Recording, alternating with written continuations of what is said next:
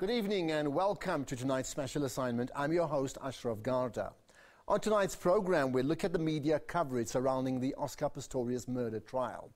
Local and international media have been fixated on the story since Pistorius shot and killed his girlfriend Riva Steenkamp at his home on Valentine's Day last year. Pistorius claims he mistook Steenkamp for an intruder. However, the state is still charging him with murder. His criminal trial is currently underway in the North Gauteng High Court, where in a first for South Africa, court proceedings are allowed to be broadcast live.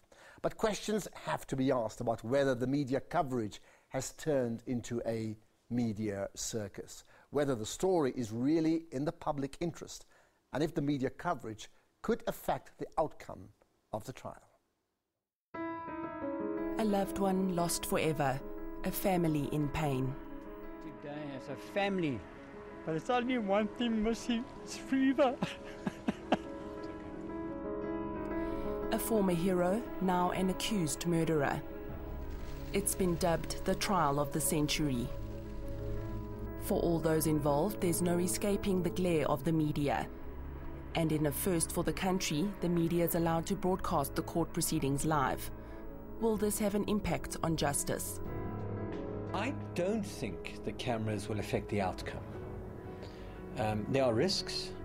There are risks that it can affect witnesses and evidence. And are all equal in the eyes of the media? Justice has prevailed in the end without the attention of the media. That's important to us.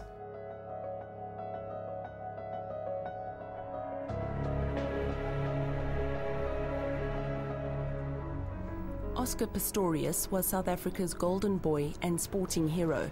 He'd overcome massive obstacles because at the tender age of 1, both his legs had to be amputated below the knee because he was born without the lower fibulas. But the disability didn't prevent Oscar from leading a normal life and becoming a 6-time Paralympic gold medalist. Pistorius would only really gain international fame when he would make sporting history by being the first double amputee to compete against able-bodied athletes at the 2012 Olympics in London.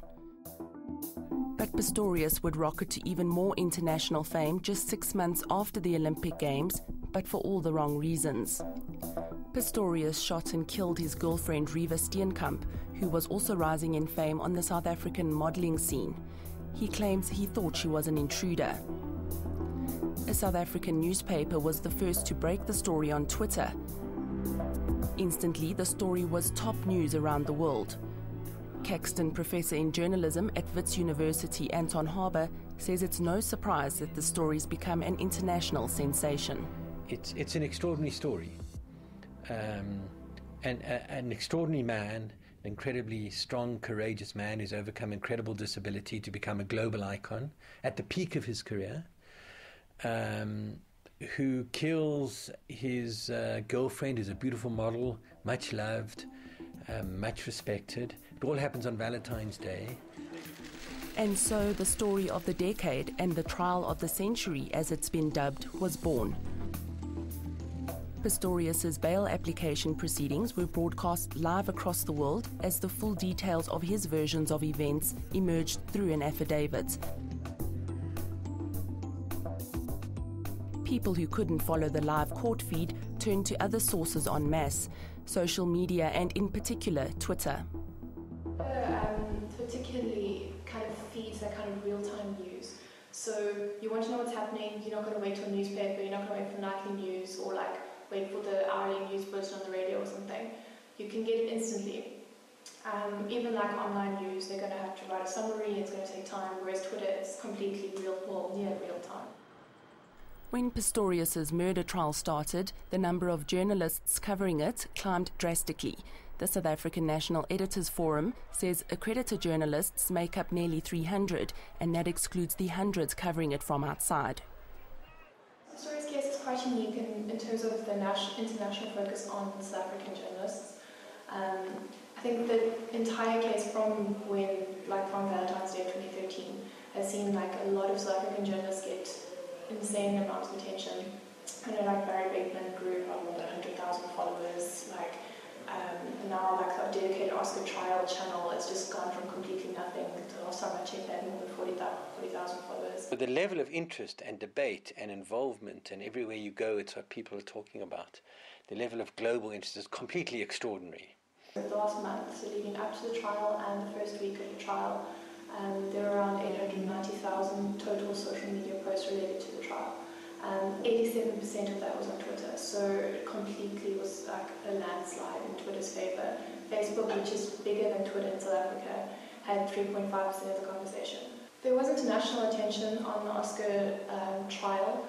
I think it was about 45% of all social conversations from the US. So South Africa wasn't the biggest country, they came second with 20%, and then it was the UK with like 7.5% of all the conversation. Twitter is first.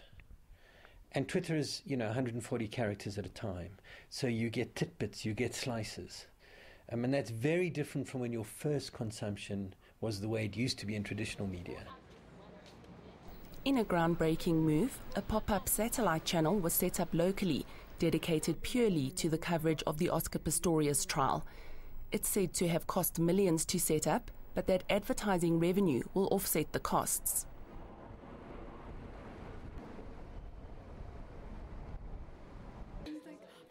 Live feeds of the trial can also be watched on almost any newsmaker's website. Half of the journalists covering the court proceedings live are from international media. But the public hasn't left the commentating only up to the media. Twitter groups, Facebook pages and websites have been started where people can discuss the trial, give their opinions or show their support for the parties involved. These Twitter sites were set up for followers to express their sadness at Steenkamp's death and give their condolences to her family, as well as push for justice in the name of the deceased model. There's been similar support for the embattled sports star. There have even been Twitter wars raging between factions who believe that Pistorius is innocent and those who think he's guilty. A group of women from various places around the world, calling themselves the Pistorians, took to attacking anyone who badmouthed their hero and took to sharing what they called Oscar porn as they drooled over the athlete and even at times attacked Steenkamp. But William Bird, Director of Media Monitoring Africa, says the trial is detracting from serious issues going on in the country at the moment. Is there public interest in knowing about these things? Versus is it of interest to the public? And clearly it's of interest to the public, but is there a public interest here? Well, you might argue that on some degree there might be some kind of a public interest, but there are far more compelling, bigger stories that we should be thinking about that are genuinely in the public interest around our upcoming elections. Coming up next, we look at whether the media coverage could affect the outcome of the trial.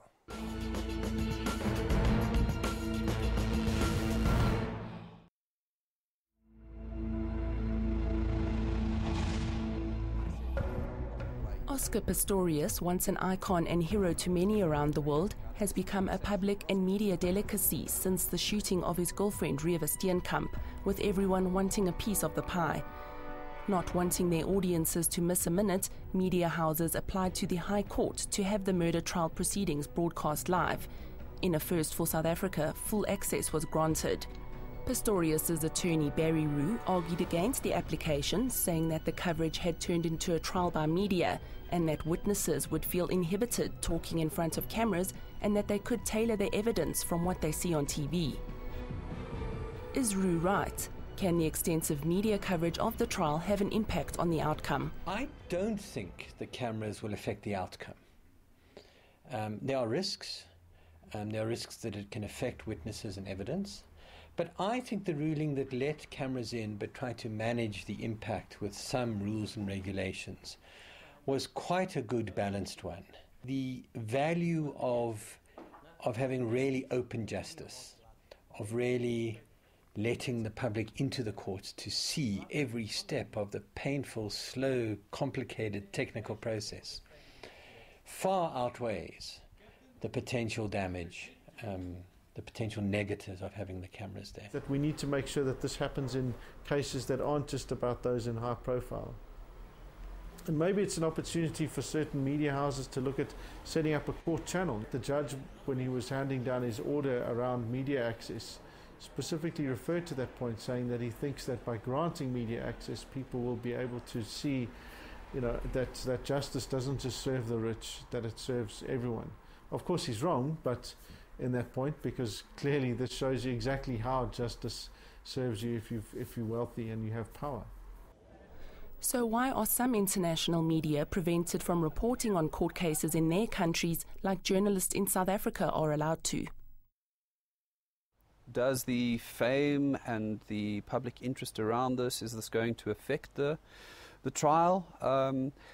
If we were in a country where we had jury trials, perhaps I might have concerns. In South Africa, where we have only magistrates or judges hearing the matters, I think there's it's almost inconceivable that they'd be swayed by media report.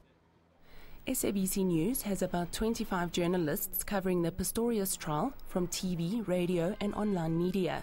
We went to shadow the team to find out what it's been like keeping up with one of the most high-profile stories in the world. The hours are absolutely crazy. I wake up at 3 a.m. to prepare for the SABC's flagship breakfast show, Morning Live. And you're pulling at least 18 hours a day, because after that you've got live crossings throughout the day. The SABC's 24-hour news channel, that is a giant that needs to be filled. So from crossings to the next crossing, lunchtime news bulletins, and then the primetime news bulletins in the evening. Which is very important for us as well, while we're still working and doing the crossings and also updating the scripts and all of that, but to tweet as well, so that we keep the viewer there at home, or the listener or the reader, glued to the case, and so that they are constantly up to date with what's happening in the case, so as to create also interest for them to watch at a later stage. But are some of the media and the public bordering on obsession with the case, and has the press coverage turned into a media circus? And I think the media has really welcomed this groundbreaking decision that was taken here at this court. But I must reiterate that it's very important for us to be responsible in doing so. We cannot forget that somebody was killed in this instance. It's really unnecessary to turn this trial into a soap opera.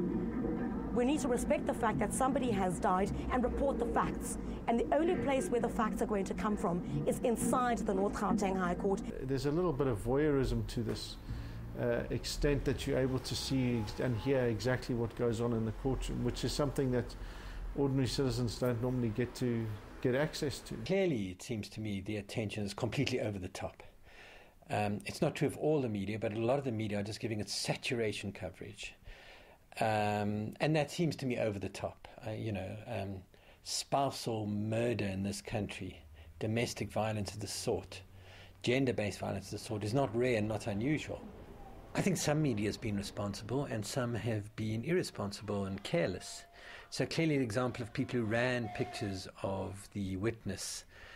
It wasn't a technical breach, as I read it, of the judge's ruling, but it was certainly against the spirit of the judge's attempt to protect the witnesses, and it was a very foolish thing to do.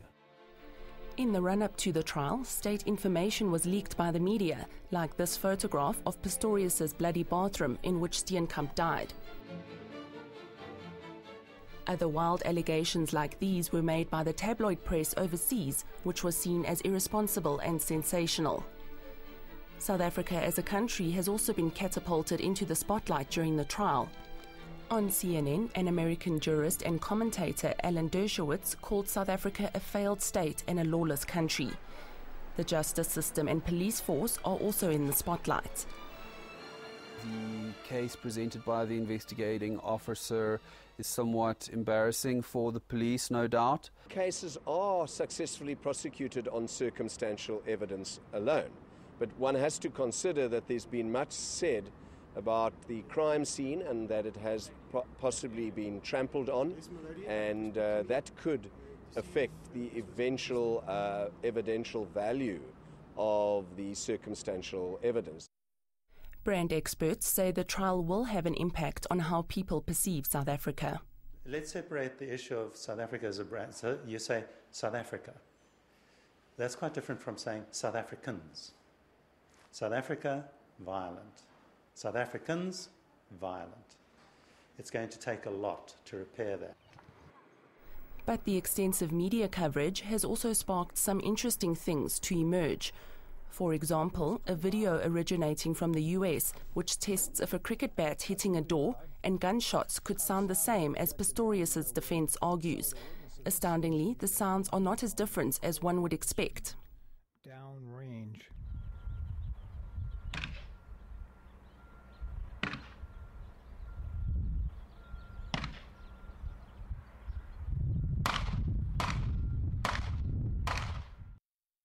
There's also been humorous Twitter pages created, as well as songs poking fun at Pistorius's defense lawyer, Barry Rue. He's also received some support. Not to mention the search by some people, which arguably borders on stalking, to find out who the attractive blonde lawyer is who sits behind Barry Rue typing. Bird says he hopes the murder trial can also spur journalists to look at more serious issues the story brings up. Use this as an entry point because of the interest by the public. Use it as an entry point to extrapolate and pull on all of these other bigger critical issues. How do we deal with violence in South Africa? Why did Oscar Pistorius have a gun if this is how he behaved in a shop? Maybe if he hadn't had the gun, Reeva wouldn't be dead. You know, what do the gun laws say about people that play with their guns like this? Still don't know.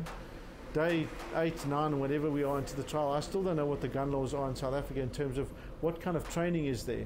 Do you just go if you think there's an intruder and pull the trigger? What does the law actually say about those things? I'm not sure. So there are all lots of opportunities to really learn about violence, to learn about some of our bigger challenges that I think we're missing out on. So are all equal in the eyes of the media? Answers after this.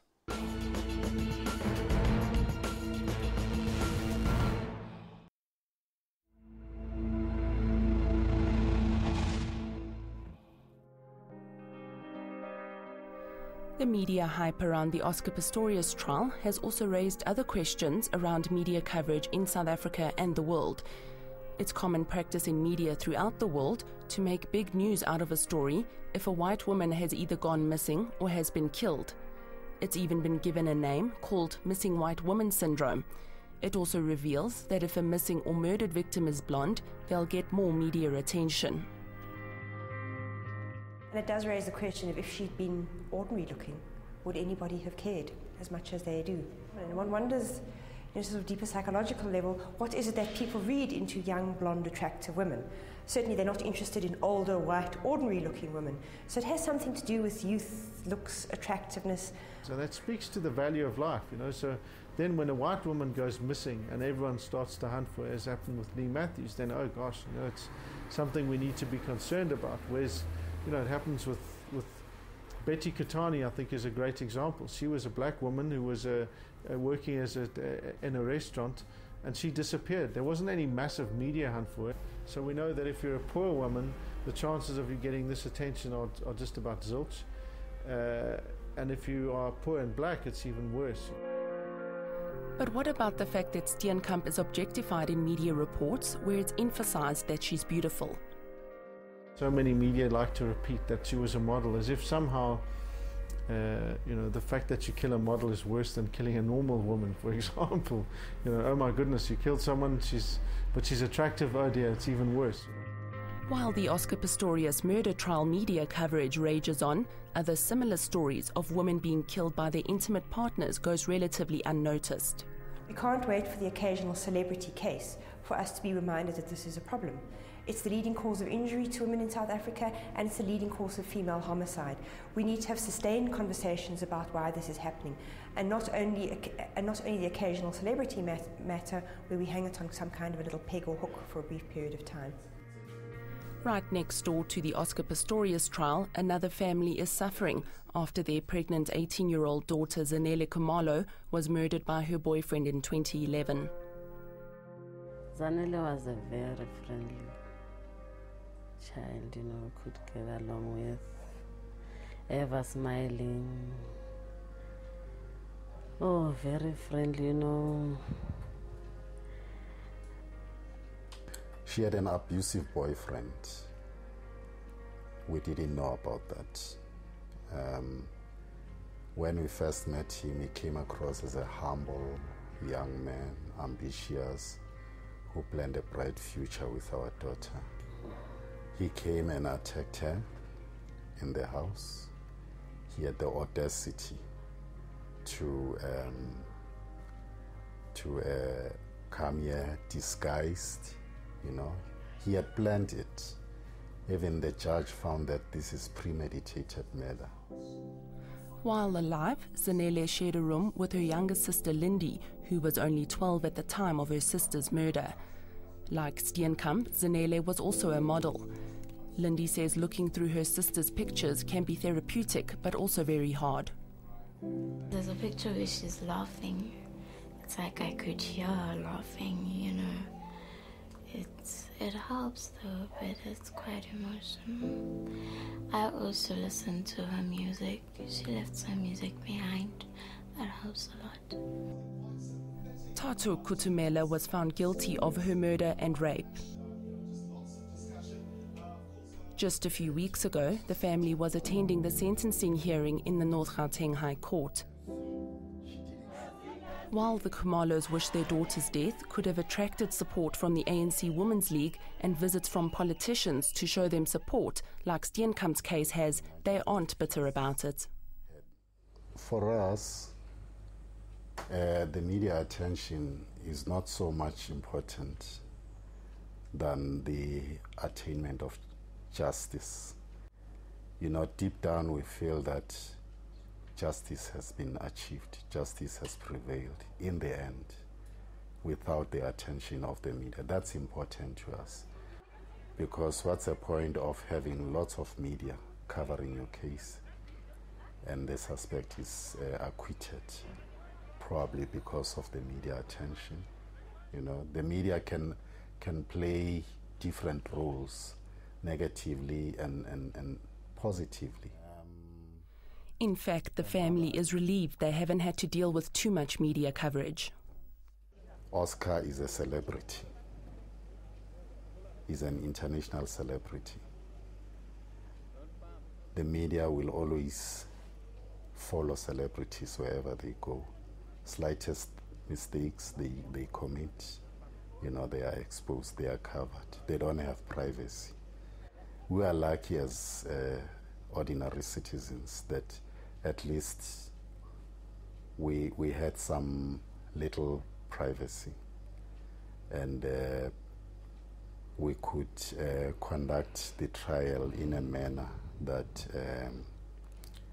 befits a grieving family.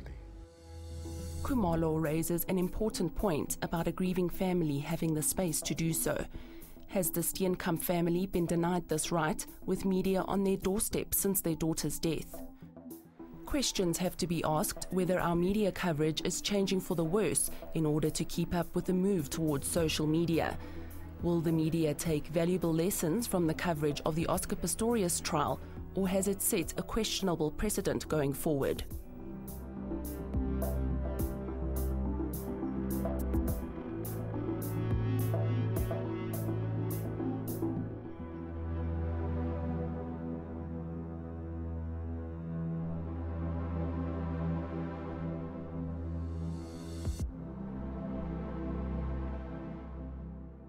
Now, I'd like your take on tonight's show, and you can do so by tweeting using the special assignment hashtag, Facebook us on our official page, or email us. Well, thank you for watching, and do join us again next week when we point out the issues that matter.